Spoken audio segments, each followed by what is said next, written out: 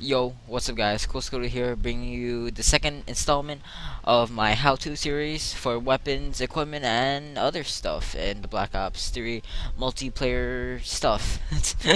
Today we're going to be reviewing the XR-2 assault rifle, and before we do any of that, we're going to be opening up a rare supply drop, so let's get into this, shall we? Okay, let's see what we're going to get. Just when I thought today couldn't get any worse. Yo, rare supply drop, here we go boys, 30 crypto keys, and let's open this, shall we? Feeling lucky. I will see the Okay, we're gonna get the field combat camo knife, we're gonna get the close car serif gesture, and we're gonna get the inferno paint job. Okay. Not too bad, not too bad. I still didn't get a legendary or epic yet, but you know what? We'll eventually get one, hopefully. I don't know. Well, let's get into the gameplay, shall we? Okay guys, we're gonna be playing on Exodus Team Deathmatch, and I'm gonna be going off for like the first minute in this round, I believe, and then the rest of it's pretty average gameplay. So yeah, it's pretty good gameplay, but I don't know what your opinion is on good and great and MLG Pro. I don't know, but I don't know. I guess it's pretty average gameplay. So yeah, let's get started into this. The XR-2 assault rifle is the second assault rifle you can unlock, and you get it from the start of the of your multiplayer career. Can be unlocked with one unlock token, and it is a 3-burst assault rifle, and if you hold down the trigger, it automatically bursts for you.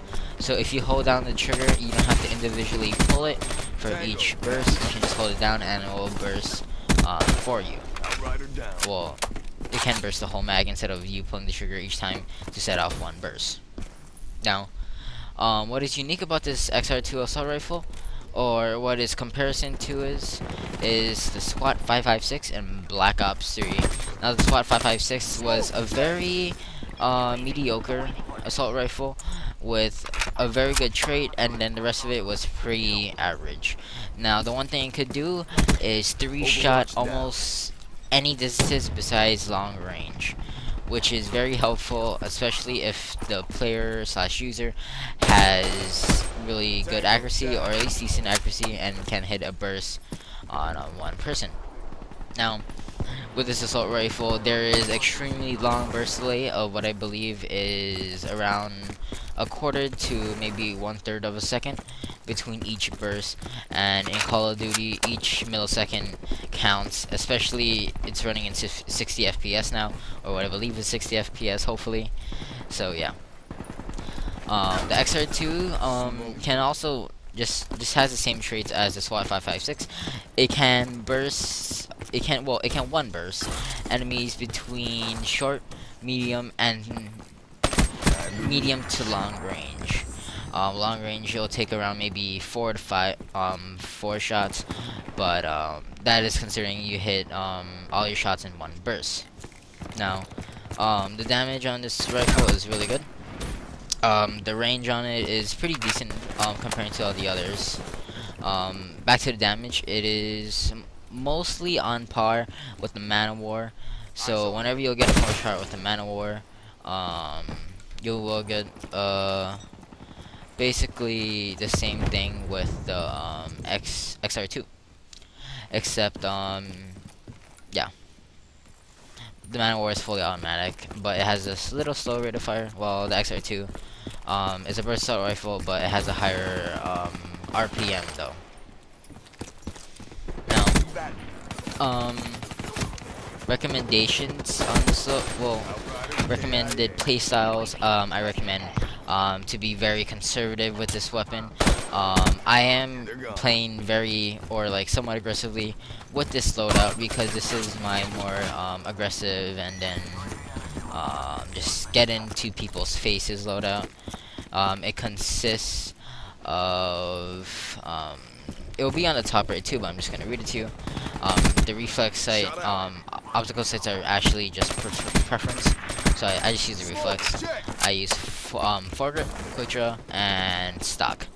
Now those attachments are very good, especially from medium to long ranges too. So you can actually with stock you can dodge enemy shots more, and you don't have to be sitting stuck in the middle of the battlefield. So that's why I kill stock, even though it's not as powerful as stocks in other games.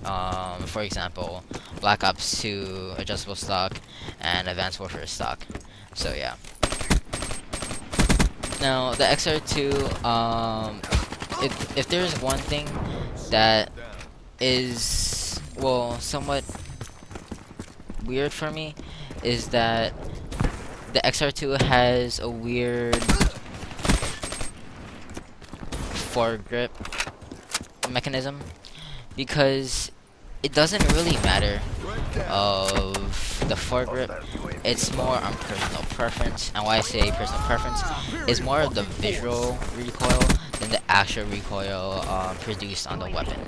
Now I'm gonna show you guys some foregrip tests that I did on Combine, and it shows you the ranges of the close, medium, and long range engagements of the recoil and the visual recoil you'll get from all of these weapons.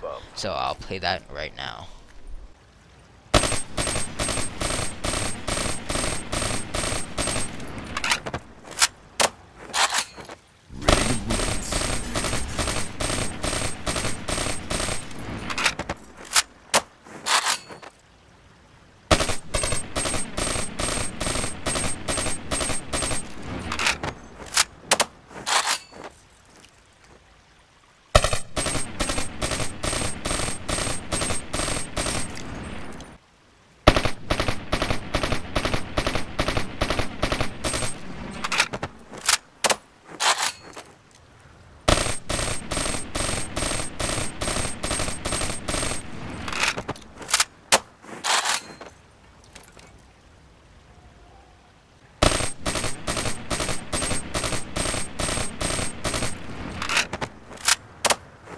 Okay, so as you could see that the hit, well, the bullets really didn't astray it, except for maybe one or two bullets, but mostly they kept in general area. But the foregrip, as you could see, helped a lot with the visual recoil instead of the mechanical recoil, because you do get a little bit vertical recoil at longer ranges without the foregrip, but it's hardly noticeable, and it's not really, if you're looking at a mechanical standpoint, it's not very worth it. But if you want your vertical to be, you know, on par, and looks like you're hitting the target and you have better visual on the target and better tracking instead of it kicking up a lot, then foregrip is recommended. It's what I put on there. I find it more comfortable, and it makes me play the weapon even better, or makes me use the weapon at a greater extent. Makes me feel better with weapon, basically. So yeah, but yet again, that is personal preference. And you also can play conservative with this weapon, and that class loadout is basically the same one, but it is high caliber instead of stock. Now, even though I do prefer stock, I'm willing to sacrifice it. If you're playing like domination, let's see, search and destroy, any support roles you can play on the map, this is a very good gun, because if you do get a headshot in there, it'll guarantee a one burst basically if you hit another bullet, because the headshot damage with high caliber is just insane, and it just completely melts people. Sort of like pre-patched ghost headshots. That was very just wow. That was just very stupidly good. If you got a random headshot, or if you're aiming for headshots, it's very helpful. So yeah. So the overall playstyle of this weapon should be conservative, but you can play a little bit aggressive, but you have to be somewhat accurate with all of your shots. If you're not accurate with all your shots, then you're basically screwed, because the burst delay is gonna kill you.